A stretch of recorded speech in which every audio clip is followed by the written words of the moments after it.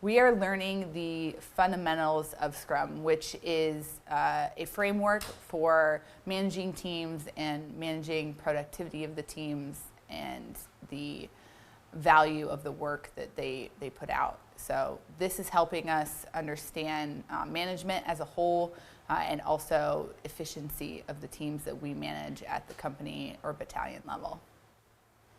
The most important lesson that I've taken away from this course is the importance of transparency. Transparency in tasks that are assigned from higher that we own internally or tasks that we owe to our Marines or subordinates. And having this board, the Scrum board, or whatever you want to call it when you bring it back to your unit, having those sticky notes or dry erase board with tasks and lines of effort transparent to everyone makes sure that we're all on the same page, we're all working towards a similar goal. Because we talk the talk and say, hey, the Marine Corps is on the same page, but how much in reality are we really on the same page? Does every Marine know commander's intent, knows the end state?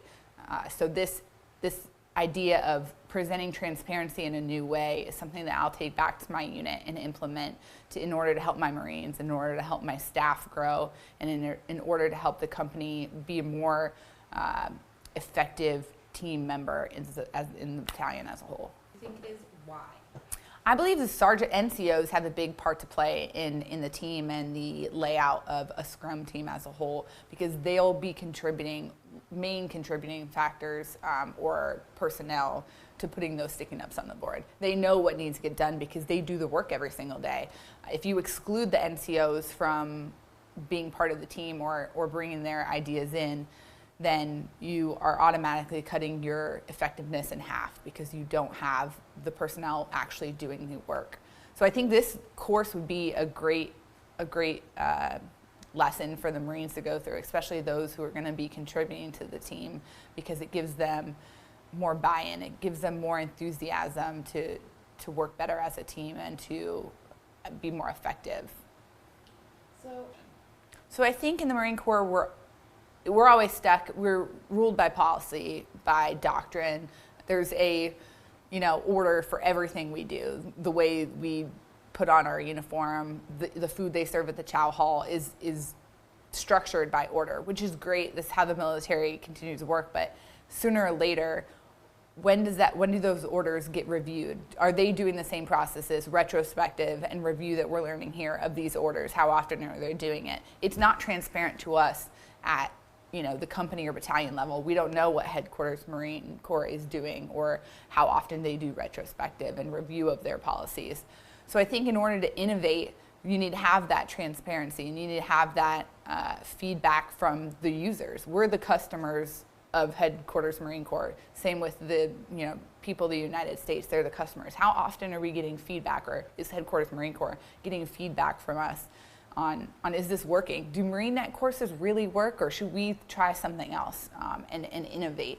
So I think having buy-in across the Marine Corps will really help us move forward in meeting the demands of a changing environment. Immediately, we're going to prototype the Scrum method at my company. If it works, it works. I'm going to try my best to get buy-in from my team, because right now, with the amount of turnover that we've had, we're starting fresh with a brand new team. There's the old way that's worked, where it's strictly, the command team, ops chief, first sergeant, company commander, XO run everything, and they, rarely get input or feedback except for after coming out of a field in an AAR. So I'm going to implement this Scrum method. We're going to try it out, prototype it. If it works, it works. I think it will, because the old way is not working right now. Sorry, hold on, let me redo that. What was the question again? I think I went down a bunny hole. You were doing great. Yeah. Pretty much what am I? So when I get back to my unit, I'm going to implement the Scrum methodology of bringing the transparency and tasks out in the open so everyone can contribute to them and start assigning those roles. Instead of doing a cold start, we'll warm start and put all the tasks up there, and start maybe the next week assigning roles to personnel who want to step into those billets instead of assigning by default, all right, you're going to be the Scrum Master because you're the company ops chief. Instead, having someone who wants to fill that role step up and create more buy-in and more enthusiasm towards creating a better product and a better task or a better training plan, for our instance, for the Marines to use and for our customers to have. I think we all, as Marines, fundamentally, we want to do better. We want to be better. We're always striving to be the next best thing, and we don't want to be stuck in that line of never growing. So I think I'll get automatic buy-in from the Marines just on the fact that this is a new way to get better. And we're going to try it out. And that buy-in will grow and grow as they see its effectiveness, as they can see their productivity go up, their velocity go up. And they're like, wow, we're doing more work each week. And I can really see that productivity increasing, and that will help get their enthusiasm and ultimately make the Marines happier and more productive. I had previously gone through the Warfighter Center Design course that was held over on Camp Johnson, and it really sparked my enthusiasm to bring something new to the team, bring something new to my company, and get out of the old way of thinking of just doing what has always been done, because that's what's worked. So this sparked my interest, or the Warfighter Center Design sparked my interest. And when I heard that the Scrum class was going on, I didn't know what Scrum was. It was an abstract thought to me. I read into it, and it kind of went over the same thing that Warfighter Center Design went over. And it's all about management, managing your team better, trying new ideas, and not getting stuck in the day-to-day, we're doing this because we've always been doing it. So just having something like someone presenting a new idea saying, this may work for you. I want to try it out because there's no harm in wanting to get better. Very in general.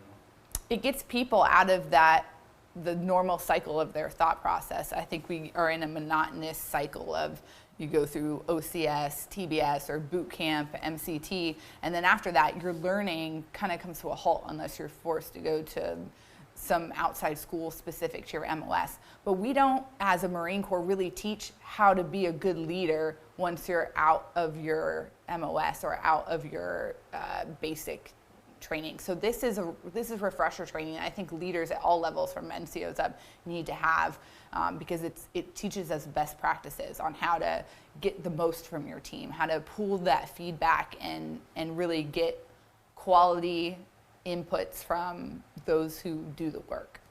The courses like the Warfighter Center Design and Scrum for Warfighters really teaches us as leaders how to give the tools to our junior Marines to innovate. They're the ones on the ground doing the work in the arena day to day, knocking out tasks that are assigned. If we fall short in giving them the tools that they need to succeed, we're doing a disservice to them. So giving them innovative tools and new ways of managing their teamwork and producing quality results will only help them and help us reach that innovation faster, doing less work that is not important and doing more valuable work.